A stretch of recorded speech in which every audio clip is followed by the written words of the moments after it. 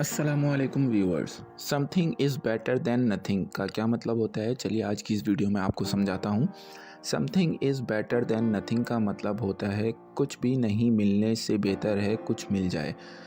या समथिंग मतलब कुछ, और बेटर मतलब बेहतर, और नथिंग मतलब कुछ भी नहीं, यानी कि कुछ भी नहीं मिलने से बेहतर है कि कुछ आपको मिल जाए या कुछ आप ले लें।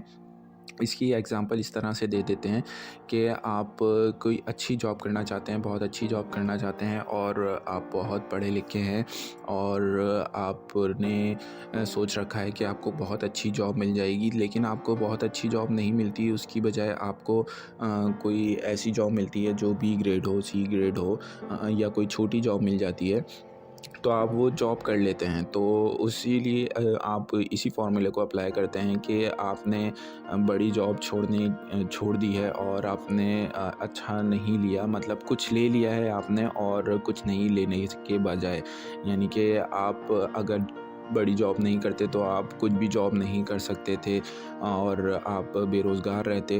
तो इसकी बजाय आपने रोज़गार सेलेक्ट कर लिया, रोज़गार चूज़ कर लिया, और यानी कि आपकी बहुत ज़्यादा आमदनी तो नहीं होगी, लेकिन थोड़ी बहुत आमदनी होगी, बजाय इसके कि आपकी कुछ आमदनी ना हो। तो यही इसका मतलब है something is better than nothing का, कि कुछ ना होने से बेहतर है कुछ हो।